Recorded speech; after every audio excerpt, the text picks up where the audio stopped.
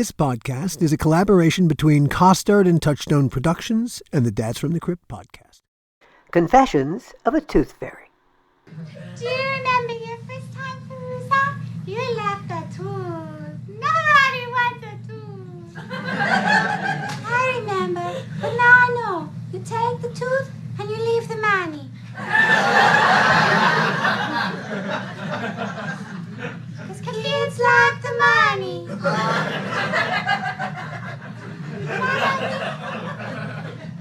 Not everyone can be a tooth fairy. I know, Trixie, I know.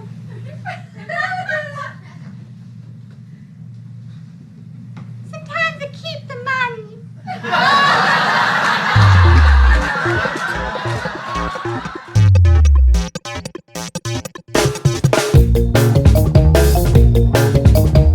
Hello, everybody, and welcome to another episode of the How Not to Make a Movie podcast. I'm Alan Katz. And I'm Gil Adler. See, I was playing with the timing there of that. I was working on if I wait, will it make it funnier? Will it? I heard, and it didn't. See, further proof that comedy is hard and harder for some and impossible for others. Which brings us to our guest tonight. I actually met Phyllis Katz in 1985, just after I got to Los Angeles. I took a class with the Groundlings, and it was fantastic. Phyllis was my teacher. And there's a whole other part to the Phyllis Katz story having to do with her brother, Alan Katz. We'll discuss all that in the episode. But Phyllis was one of the people who started the Groundlings School. And if you don't know who the Groundlings are, you know the people who've come out of there, people like Will Ferrell, Phil Hartman, an awful lot of people who performed on Saturday Night Live. It is an incubator for great comedic talent. And before that, she came out of Chicago and out of Second City, which was really the granddaddy of them all. Yeah. So this is a show about comedy. It's about improv. It's about how to get to that place of total honesty, where truth lives. Here's Phyllis. Give it a listen. Let's talk about you, Phyllis. Yikes. Okay. You come from Chicago. You are from the Chicago Katzes. Were the Chicago Katzes known for anything in particular? Not that I know of, and outside of my own family, I didn't know a lot of Katzes, strangely enough. But if you're asking about my family, we were known for laughter gets you through everything. That's what we were known for. And everybody in the family was, even to this day, including who we married and who and the children and everybody is either in the arts, law, or psychotherapy by professions. I have two nephews, one still in college and one in Canada. He goes to McGill. And cool. The other one graduated Yale this year. And so they're still not sure where they're going to land yet, but they lean toward the same stuff. So I don't know a lot of Katzes, not because I wouldn't have anything to do with them, but because I don't know them. So we may be related. Like I said, I always have to wonder. Using the equal time doctrine, are there any Adlers in your family? Nope. No Adlers. Well, that was a quick answer. It's fascinating for your listeners. We really scrape at the nitty and the gritty. Yeah, I mean, we're really getting down deep here. No Adlers, but I've known Adlers. All right. Aside from your the necessity of growing up in your family, of having to have a sense of humor, what else suddenly made you go, hey, I get comedy? Was there a first moment when you could look at and suddenly think, all right, I think I understand how to be funny, what makes funny work? I don't think there was a moment. I think we reached for what was funny and what was funny and what was fun and what was an observation. It was part of my education as much as anything else you learn in a family, because it's just how everybody talked to each other, and we were as dysfunctional as anybody else, but we were lovingly dysfunctional, and there was a lot of laughter, even in horrible situations, you know. Was there a particular member of your family who was especially, boy, they really had it in spades? Alan. The other Alan Katz. But my brother Stu, who's became an attorney and also a really accomplished bebop musician, keyboards and vibes, and he would be a sideman for a lot of people who'd come to Chicago. He has a CD out called Family Affair. Yeah, with Ira Sullivan. Yeah, is that still available is it available on Spotify or Apple Music? Can we plug it? Might even be able to get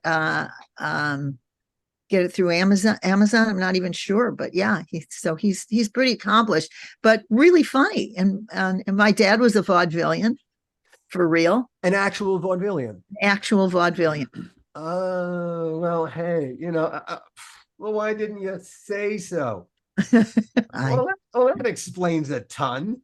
A little, and my mother was just funny in her own way. She was funny. She just made me laugh. It wasn't like everybody going out to eat after the Comedy Store, where everybody's like shooting one-liners back and forth, by the way, which I can say can be fun, can be not fun. It depends. But we were just, it just was. But you grew up in the business. There was, but there was something. There was no. My dad was a salesman in the garment. Yeah. But was a stenographer. It was just, But it was there.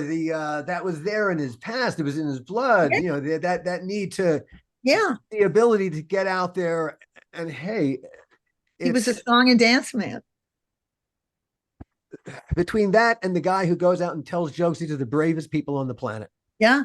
I mean, my mother and her two sisters created a charity group in Chicago named after my grandmother that I don't know if it's still going, but it went on long after my mother died. And they used to just do good works, charity. And they would have dinner dances, and they would have shows where the wives would, do stuff at the show. And one year they had my father MC it. And I was about 17 at the time, and a girlfriend and I went to see it. And he would just say, call out a topic, and they would call out a topic, and he would have a joke for it, because he had so many jokes in his repertoire. And I mean, he went the distance. The husbands were having the best time they'd ever had at one of these. They were. I bet. I bet it. What a reference. It was kind of unbelievable. If he had been able to make a successful living as a performer, mightn't he have done that instead? I don't know, because the Depression is my parents' generation, right? It killed everything for so many people. So by the time I was born, that was so far in his past. And he was a salesman in the garment industry, and he was doing that. My mother had these very cool office jobs where she managed things, and they worked really, really, really hard. And there was that. So the entertainment factor wasn't considered a profession for any of us. Sure. Okay. All right. But so there was still the pressure to you got to get a real job. Yeah, but we weren't fighting that. I mean, it was nobody was thinking that way. I wanted to be a dancer first. That's what I wanted to be. And then it just wasn't going in that direction at some point. I didn't ever seriously pursue it. That was just the first thing I wanted to be after I wanted to be a princess as a little child, and then I wanted to be a ballerina, but really wanted to be a dancer. And then I bet you would have made an awesome princess. Well, sometimes I do now, but there you go. It never goes away. But I was always observing behavior in people and fascinated by it. And so I would pick up things and I would imitate things, or I would get character kinds of things. And I was always writing, and I would write stories and song parodies and little. In fact, I won an honor camper award when I was 9 years old at day camp, or 10 maybe, because I wrote a takeoff on Gunsmoke that we did as part of a performance, and I wrote it on arithmetic paper in pencil. That's how. That's the first thing I remember writing that was. So, how old were you at this point? 9. 9 or 10. 9 or 10. Great. So you were noodling early on. This stuff was just beginning to percolate inside your head, and it had to find its way out one way or another. Yeah. And when I was in high school, I can't remember who taught me, probably my dad, how you would take, oh my God, is this going to make me seem old? But I am. So it's wax paper. If you took it over the newsprint with a butter knife, you could transfer it, and then you transfer it to regular paper. It was one of my favorite things to do. So even in high school, I would take them from comic books and write my own comic books, and about my friends and stuff. So I mean, that's what I did with my free time when I wasn't allowed to go out, if it was too late, or if it was, or chilling out after school before I did my homework. Those were just stories. You were desperate for an outlet. Probably, or maybe just unaware that wasn't what everybody was doing. I don't know. In Chicago, of course, Second City, you encountered Second City there. You took classes from Second City. And was that a satisfying outlet? Yes. It plugs in and it zaps. Well, I saw Second City for the first time on my prom night, my senior prom night. My date took me to Second City, and I just couldn't believe what I was watching. Best prom night ever. Yeah, and the people in the company were just so spectacular. And and then a few years later, I was working a day job at McGraw-Hill Publishers.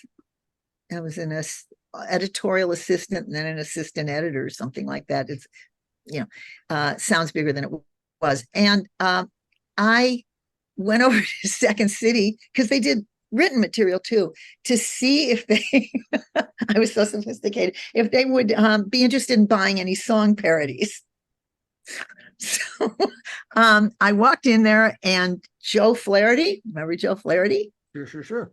Okay. He's walking down the stairs with a bicycle, and he says, "Can I help you?" And I said, "Yeah, do you buy song parodies?" And he said, without any side eye, he said, "Well, we write all our own material, but we have classes." And he handed me a brochure, and it was a complete life changer. I mean, I got into an improv class and thought, where have you been all my life? I didn't even know what it was that was calling to me about it. But I can tell you, so many improvisers feel that way. I see it all the time at the Groundlings, and I saw it at Second City. Sure. And so my first class was with Martin DeMott, and then Josephine Forsberg, who was one of Viola Spolin's proteges. And she became a mentor and a teacher. And through her, I and through improv itself and the kinds of people it drew, I started to believe in myself in a different way. And it was very subtle. Not, oh, I believe I can make it. It wasn't that. I just, as a person, I started to feel more connected to humanity and less alone. Oh gosh, when you're up in, it's one of the things that I learned when I took my class from you. And that particular class, it was a group of people who just reconnected. And I don't know if you remember the class, but I know I remember that class. Remember which group you were with? Oh, there's Angela Ames. I think Kimmy Robertson was in my class. It was just, I don't know. There was a vibe in that room, and every week who knew what kind of magic could happen? And the confidence is exactly the thing. It's the confidence to just trust the absolute that you can be honest in that moment, and whatever happens, And you can deal with it. Whatever happens, you'll deal with it. right? And so it's the willingness to let go and trust yourself in the moment. Wow. What a, yeah. To me, it was a revelation too. Now, had you been a performer before you touched improv? Not, trying to think. It was a while back. I mean, at school and with friends and in school shows and things like that. I'd done stuff, but I wrote all the time. But no, I was not part of the theater scene. I was intimidated by it. I didn't think I was good enough. Was scared of a lot of it, and it also was the time too. It was becoming a big thing and kept becoming a big thing. Yeah. Years and years. So it was like a social activity for a lot of people who had no designs on doing anything with it other than meeting people and having fun. But it was your part of the playing field, because there are an awful lot of people who they're great taking a role and inhabiting it, but they can't. Man, improv scares the fuck out of them. I know, but if you can get them in the room and get them to trust, I've never seen anybody not get better, except for people who have their thing they do and they're shielded by it. I do this thing. This is what I do. I thought that it would be a way for me to just keep doing that in different circumstances. So if they have to do any changing, or if they can't take any notes, I mean, the simplest notes, then they get stuck. And I can't even think of one person that applies to off the top of my head. But once they get in there, sometimes everybody works at their own pace, but sometimes it takes a long time. But once you start to let go, I have never seen anybody not get better. I've never seen anybody not get good enough to play the game. I don't mean the game like the game that everybody talks about. No. The thing that Gil and I pride ourselves on, it's the nature of our relationship. It's when we were doing Tales from the Crypt and all the projects we did, except for Bordello of Blood, to us, it was all about the collaborative process. And nothing is more, improv is the collaborative process is nature. It's right there at the core. It counts on improv. It's all about yes and. If it's the word no destroys everything. Right. Where else can you go? The answer is always yes. Oh, do you like my hat? Yes, and I love the tropical birds. What are their names? Well, I mean, which doesn't mean that your character has to agree, but I mean, no. The answer is you lay something out, and a good improviser says, "Yeah." I mean, all right, I'll tell you where else that works. That works in jazz. Oh, sure. From all different. I've seen it with my brother Stu will play, and they would come. Sometimes they would just come from different places, and they just show up, and somebody's just mentioned the song, and they count it off, and they're all there, and it's fabulous. And the sum is greater than the parts. Boom. Yeah. So you moved to LA from Chicago with some improv in your pocket. You moved here with 5 friends. I told you that. It's true though, but it's. I do my research. I want to know whatever became of those people. Oh, let's see. One was Bill Steinkellner. Huh. Okay. And he and his wife Sherry became executive producers on Cheers, and they wrote Sister Act that went to Broadway, and she just did something. She just wrote Summer Stock, a musical that's being done. It was also Iris Golden, who just passed away a year ago, who did some writing out here and then just didn't like the business. And so she became a corporate headhunter, and she did extremely well. She and her wife, Lita, and John Clementi, who's still here somewhere. Occasionally we reconnect. Bill and I were the only ones who stayed in it that I know of. There was a guy named Rich Lever who moved out here with us, and we lost contact a couple of years after he moved out here. We just lost contact with him. If anybody knows where Rich Lever is, does really good impressions. And but that was the group. We moved out here, and Alan was already here. Right. And he was doing quite well by himself. MASH, the Carol Burnett show. Now you did okay. You appeared on Rhoda. You You appeared on MASH a couple times. Nurse Abel was one of your characters. Characters in quotes. Yeah. Every job where you're not being mistreated is a good job. It's a Here, really, here.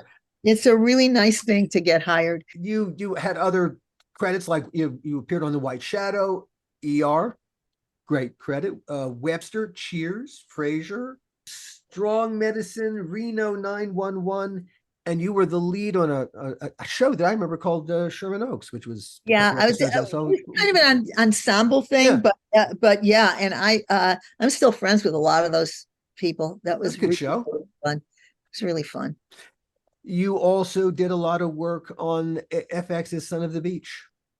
Yeah, I wrote songs. I wrote Yeah. these songs. For them. You Not have parodies. you have co-authored 3 TV theme songs. It says, but it doesn't say what they are. Okay. Oh, let me see if I can remember. Women in Prison was one. Poor little girls, now you're trapped in this cruel, crazy world. Only lasted a season, but I loved it. These were with Ray Colcord.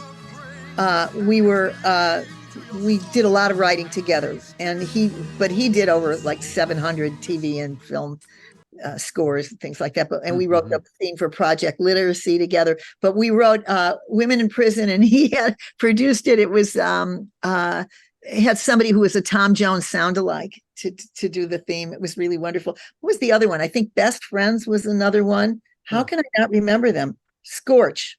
That was the third one. Gorge. Oh, great title. Great title. You also did a one-woman show called Katz Music and Characters, which won a Dramalog Award for Best Performance. Yep. Excellent. Thank you. You wrote a play called Codependently Yours, which was an LA Weekly Award nominee. Yeah. You've also done a film, a short film called Houdini. When did you make Houdini? And Kind of in the 90s. You know those infomercials with the women sitting on the couch and then they keep. It was one of those, and it was a shoe that they've started to kind of make it, but since then, but it's like it's 27 different kinds of pairs of shoes in one bag, so you can make it in heels and every Oh, shoe. cool. Oh, great. Oh, cool. And, You published a book called Hipwrecked. My favorite. What is that? My health insurance sucked, and so I went to India. yeah, This actually happened. this actually happened. It's almost 15 years ago. Found out I needed my hip joints replaced, which I was too young and too thin for. I didn't understand that. And they said, oh no, these things happen. And they said it could have been from dancing. It could have been from athletics. It could have been from, a round of steroids when you were sick, anything. So Too many jokes. yeah, right. Too many.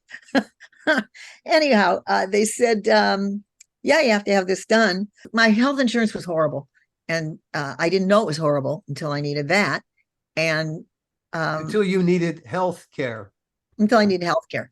And the beat goes on. My husband, Rob, looked at medical tourism, and he researched it. And we found out that India was the place to go for that kind of surgery. So we had a conversation through an agency that handled it, and a conversation with a doctor there. And I sure didn't want to go to India. I wanted to be home, but I didn't feel I had much choice. And so What did it cost there versus here? can't answer that now. It's so long ago, but I know that it was As a fraction. it was at least half as expensive, at least. But and that included physical therapy and 3 weeks there, and I mean, included everything. So we Those there. would all have been a la carte here, I think. Yeah, absolutely. I had 3 visits a day from the doctor. I do remember this. They charged us $15 a visit. I remember that. And by the way, we're still friends. We're still in touch with him. This is Dr. Harsha Hegde. I want to say his name. Wonderful human being and a terrific surgeon. But we went over there And this was pretty quick from the moment we found out I had to do this to our doing this. I just wanted, if it had to happen, I wanted to get it over with. And friends were scared. I was scared. Everybody said, let us know how you are. So I waited till the second surgery was done. They were 2 days apart, or a day apart. And, but I kept writing about it just so I could log in everything that had happened. And I sent an email off after the second surgery to everybody, letting them know I was fine. And it's the other side of the world. So I'm going to bed, but they're waking up and reading it, right? So when I woke up, I had 25 emails waiting for me, and I didn't feel like I was so far away. And it calmed me down. And then I started writing, and then everybody would write back. And so I decided to take them on the entire trip with me, including how I was feeling from moment to moment, except when it got really dark, because after you've had anesthesia and that's wearing off, it gets really dark. I didn't go into details about the demons that were coming up because I knew that would be gone in a few days, but I really took them through it. And then I found myself wanting to entertain them. So, and they would write things. And so it would give me things to notice and things it made me more aware of things other than my poor sad plight, that that I was feeling at the time. So many people said to me, you have a book. These emails are really fun. And when I came home, I took out all the in-jokes and I went back and wrote the narrative and that does have all the details in it, what things cost and all that, and Cool. and all the people who'd helped me and all that. And so I wrote the book as it went through that up until 8 weeks after, when I was off the walker, because I had to have a walker for 8 weeks because they didn't want me putting a lot of pressure on the joints. How are your hips today? They're fantastic. I mean, fantastic. And you can ask almost anyone who's had this kind of surgery, and they'll tell you that you had no idea you were in that much pain until after the surgery. I mean, it was like a gift. It's not 100%. It's 99% or 98%. They got better at it. Too. Yeah. Oh, I'm sure now it's even better than when I had it. And how much time did you stay in India after the surgery? The whole thing was 3 weeks. Wow. You should almost write an updated chapter about, how the last 15 years have been, put the whole thing out again, because nothing has changed. Yeah. Well, in terms nothing, the insanity of we don't have a health care system. We have a health insurance system. It's not the same thing as a health care system. Right. If the doctors would really like to be able to do better, their hands get tied. It's when the first question anyone walks in the door when you're sick isn't, hey, how can we fix you? It's, how are you going to pay for this? I know. That is barbaric. It is disgusting. The inmates are running this asylum, but hey, that's a whole other subject. Let's talk another time about throwing 11,000 people off the healthcare rolls. So, don't get us started. We'll get up on the soapbox. You'll never get us off. It's a deal. All right. So you finally bump into the Groundlings. You've described attending the first performance and immediately wanting to take class, or at least work with the group. Yeah. There were women like Lorraine Newman. You have described that she was doing non-prop characters, and it blew you away. I didn't say non-prop, did I? Yeah, you did. You described it as non-prop characters. Because what you were describing is the fact that they were dynamic. They weren't just, hey, I'm the wife. The character choices were, I'm not a fucking prop here. Yes, exactly. I mean, well, that's what was going on at the Groundlings. That isn't to say we allow me to explain your quote to you. It probably was taken out of context in India when she came out of surgery. The Groundlings, like most American improv companies, traces its roots back to the second city in Chicago. When David Shepard, Paul Sills, and Howard Alk started the Second City in 1959, they started more than just an improv company. They created a process that gave performers the freedom to be as nakedly honest in the moment as possible. Maybe we can make an end out of you, Pam. Yeah, well, see about that. Have you played much football? What? Have you played much football? Not in this life. Not in this life. Nakedly funny, too. Second City's DNA is everywhere in American improv. Gary Austin, the guy who started the Groundlings, worked with San Francisco's improv group The Committee, which was started and run by Second City alumni. Austin started the Groundlings in 1974. Great reviews followed immediately. Respected LA Times theater critic Sylvia Drake raved, "This could be the start of something big."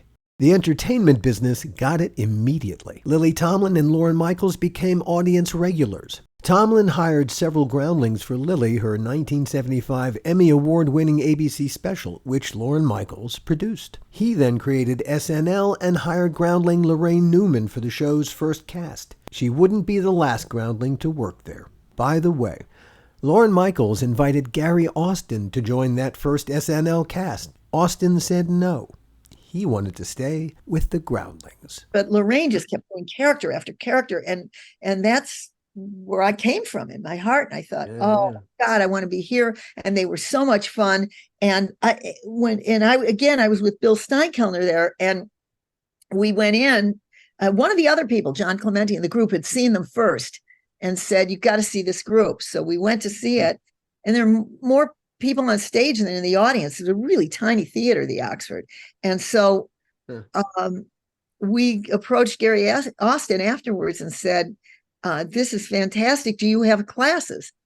We weren't trying to get in the show. We just wanted to work out someplace good because we loved Second City, and now we wanted a place here. He told you that you would have to learn our vocabulary. Right. All right. What was that vocabulary? Well, he just meant there's a way that we teach, and you've had experience. You've been working out for years, and you took classes, and you know how to improvise. But you just have to learn how I teach and what we do here, which was not at all incompatible. We didn't have a formal school until I think it was 78 or something when we started the school. Right. There were 6 of us who, as in my recollection, put the school together, and then we started to have a vocabulary you could quote based on everything we'd been doing. But Gary, I understood what we understood. We didn't care. It was a metaphorical vocabulary. Yeah. And we said, we're fine. We just want a place to work out that's good. We liked it right away. We made friends right away. And I think it was a couple of months and they put us in the show. How would you describe the nature of his methodology?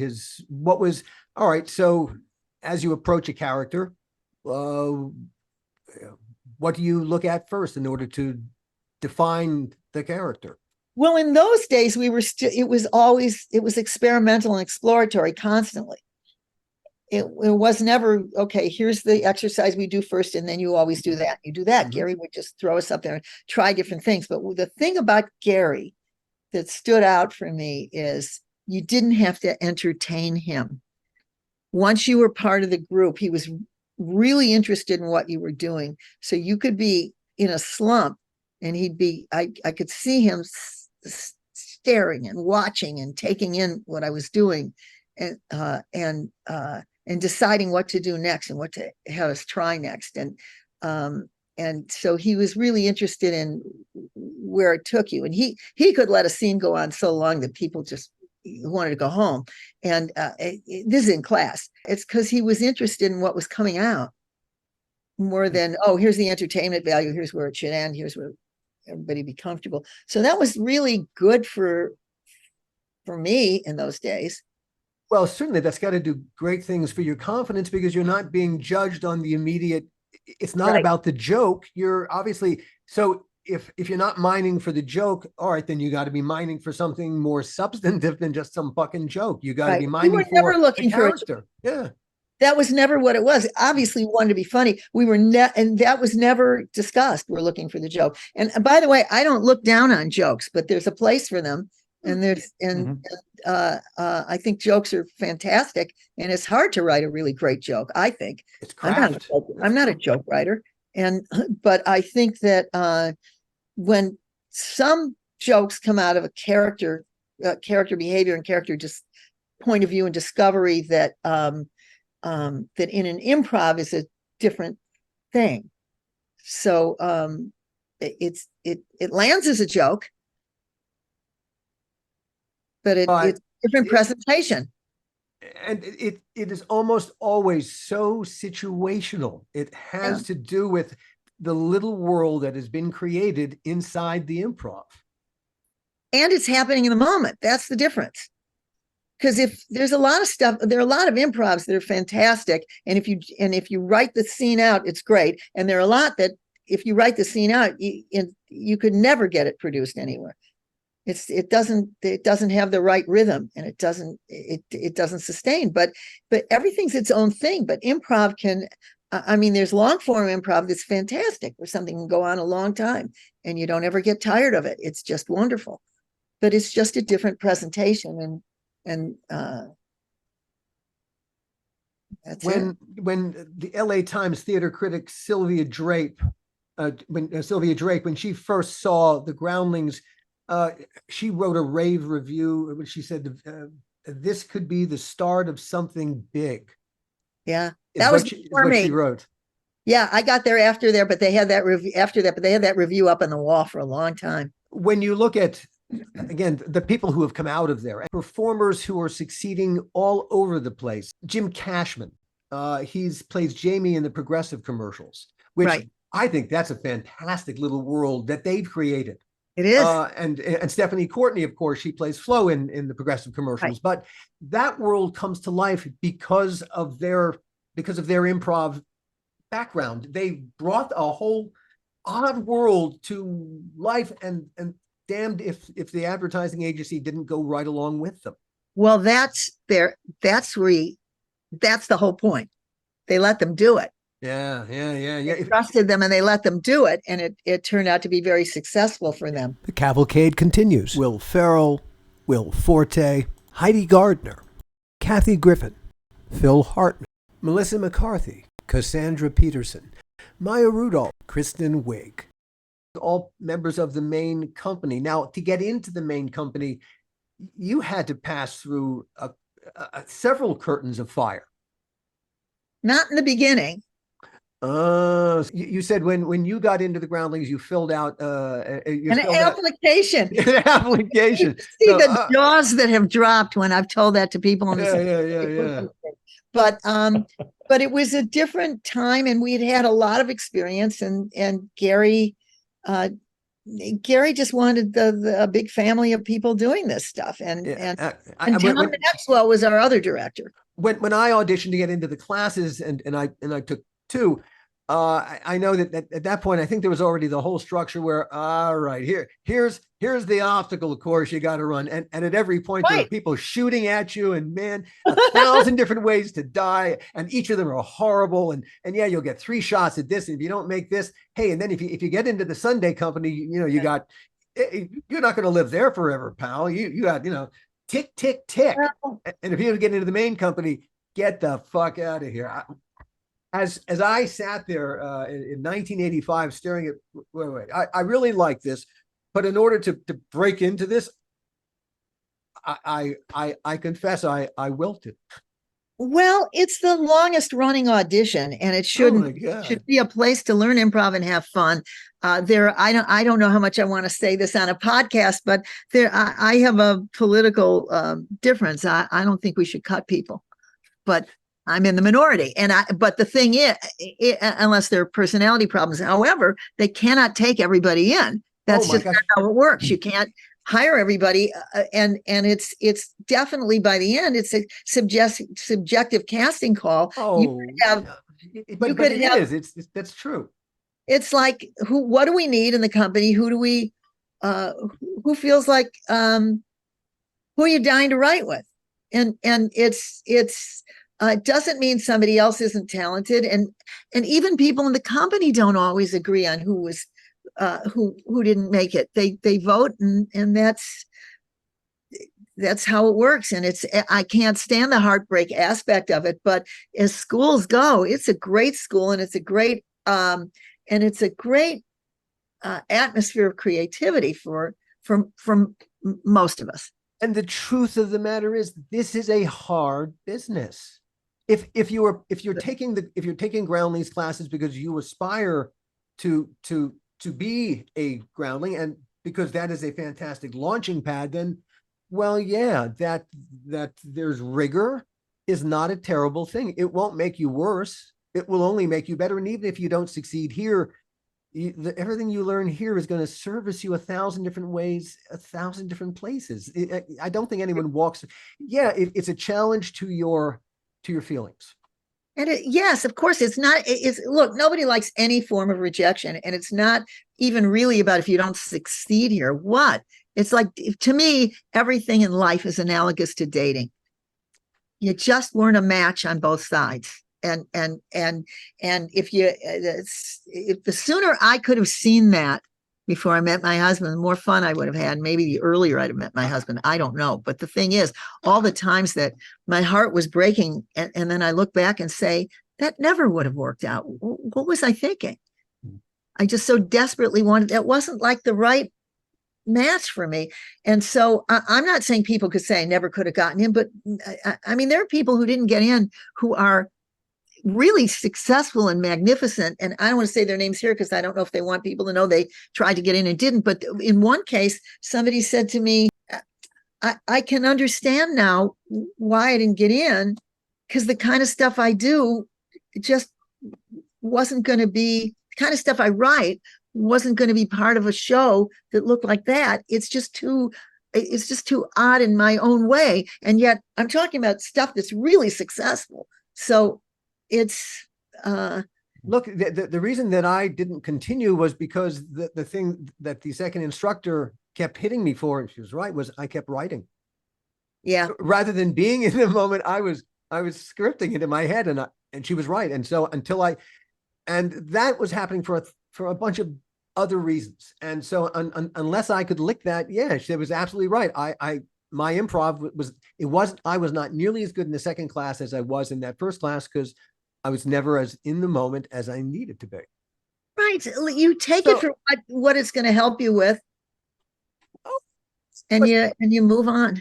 Hey, as a former student, it's awesome. Hey, the lessons that I learned at your feet. Oh, thank you. Were, I think of them all the time. And it has to do with the nature of improv, but just the gentle, nurturing way that you brought all those improv lessons home, which really learning to trust the nature of yes and really there's something transcendent that happens when you're in the middle of an improv and you suddenly forget that you're in the middle of an improv. Yes. And suddenly the improv stops and you look back and you have no real memory of having just done the damn thing. You weren't there. You vanished, and some other version of you that was in the moment performed. Whoa. And everyone seems to have liked it because they probably did better than you would have.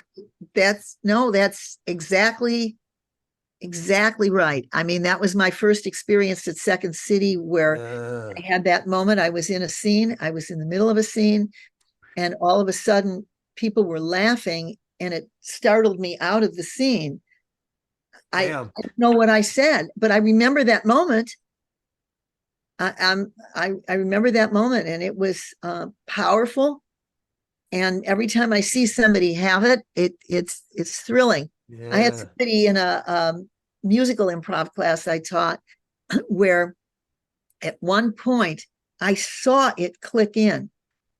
Cool. I saw it click in, and he threw his head back and smiled. He was in the middle of a song. He was suddenly on top of the whole thing. And I don't know what made it happen. But I just saw it happen. I got to be there for it. And it wasn't like I gave him a note or told him to do something specific. No, you just keep opening up. like a kid navigating the world, and then you just start to figure stuff out. And figuring out what makes you, whoever you are, what makes you funny, and figuring out how to articulate that is not necessarily easy. No, it takes a long time and a lot of reps, and a lot of people, some people know that and some people don't. Some people are in for the long haul and some people get very frustrated. Now, let's be utterly clear about one thing. Not everybody has a sense of humor. At least I utterly believe this. There are people, and I think the marker of do you have a sense of humor or don't you is, can you laugh at yourself? Yeah, that's a good one. If you can laugh at yourself, then you have a sense of humor. If you can't laugh at yourself, then you can only laugh at other people. Well, that's not having a sense of humor. That's bullying. And, Donald Trump has no sense of humor. A notoriously thin-skinned, he cannot laugh at himself. I've never seen him laugh.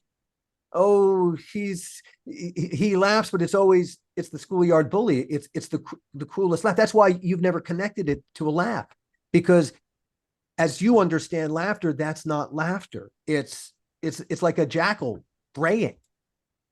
But Well, that's and some people think mean-spiritedness is comedy, and some people think some people's biases they think are comedy. You're right. Putting somebody down. I would argue, but then again, I would, that really, and if you can't laugh at yourself, I would say you don't have a sense of humor. You need to be able to laugh with others and not at others, because really comedy is such a particular thing. It's such a collective thing. And yet it's such a particular thing, and it can be hard for some people to see other people's humor. I think of Andy Kaufman, who was brilliant, and yet I can appreciate how some people would look at him and go, "I don't get it." All right, hand me the cannonball. So the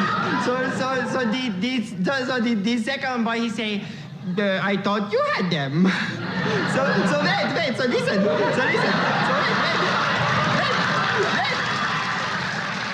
Not everybody's sense of humor is the same. Indeed, this is true. And even people with a sense of humor, I think, can look at different things and go, all right, I get this, I don't get that. I like this kind of humor. This just wears so thin on me so fast. The whole area of humor and having a sense of humor and being able to appreciate it, I would also say, if you don't have a sense of humor, you'll never be able to see irony, because you need to be able to see that contrast in yourself first. The absurdity of your own situation, I think, is where irony kind of starts. What I say to a lot of students who are working on characters and saying, I'm trying to find a point of view, I always say, pay attention to what has your attention. That's really where your sense of humor is going to come from too. Indeed, there's certain things that I was saying this recently to a class. For me, recently, what started to have my attention and would be funny to me are entitled people who think we're back to what we started with, the delusion of royalty. The people who have no patience for people who don't wait on them. Yes. And don't serve them. And they, for some reason, they strike me, they fascinate me. And so some of these people strike me funny, and I get characters from it. And prior to that, it was women with excessive face work. And then I would say, what do you think when you see that in the morning? This looks like the Macy's parade, It's like, what? I'm not saying nobody should have anything done to their face. I'm just talking about the overkill. And I'm thinking, and so it's the same thing with humor. What is it that makes you laugh? That's your sense of humor. Indeed. And really, what can make the dysmorphic personality funny is by going inside the dysmorphic point of view. I think that to explore that point of view, to understand how it doesn't see itself correctly, but it's there in the humanity. They're suffering an extreme version of something that we all feel. It's just that they're feeling it to such an extreme. This, what do I really look like? And does everyone approve of how I look? Yeah, or it's just different. I mean, sometimes I don't even wind up doing the character with that thing. It's the thing going on that I make up. I make it up, right? I'm not doing psychoanalysis of somebody. I look at somebody and I decide, oh, I know where she shops. I know what she's doing today. I know what she's doing. And then just the same thing I did with the comic books and the wax paper. I'm making up my own stories, but a kind of, or you have observations about a kind of person, and you could be right or not, but if I'm not interacting with them, it doesn't matter if I'm right. I'm just grabbing a character. For me, it's all right. If I can, in order to write in their voice, I need to know certain things about them. And in order to, I need their reference points. I need, their slang, the way that, their shorthand for things, right? Because that brings them to life inside my head. And yes, the process to figuring out how to bring something that isn't actually real into reality so that other people can go, I recognize that. Right. This is our challenge. Yeah, I'm among many challenges. Among many, but it's the craft of improv is it's acting kind of in its purest form. Yeah, I think again, I come back to jazz. I think of it as jazz acting / writing, but it's I'm not putting it on any kind of pedestal. It's just it's over anything else. I think artistic expression is artistic expression. And I'm kind of blown away anytime anybody does anything really well. But for me, it just opened up a world, and I think it's a better. It says a lot about how people communicate. I mean, I teach corporate classes, and they'll say we want to collaborate better, or we want to do team building, or I worked with the LA Opera. Did you know that? No. How interesting. They have a young artist program for young adults, and the people they're grooming. And Josh Winograd was the artistic director of that program, and he called me in and said, I want to help them find other ways to be on stage. That was the goal. So we sat and talked a lot, and he told me about, he said, this is how opera singers think. This is how they're treated. This is how they train. And he really gave me a lot of information, and I did classes with them. So I did classes with the Virginia Avenue Project, which were at-risk kids. Lee Kern is the woman who started that. And they were in operation for 25 years, and they would work with them in all kinds of ways with the arts. But she wanted an improv program there too. And so I've seen what it does for a humane way of relating to each other. And yet I don't want to sound too precious with this, because when we're on stage, we're horsing around, we're trying to get laughs, right? You don't have to put it on a pedestal. I'll do that. Yeah. And so, I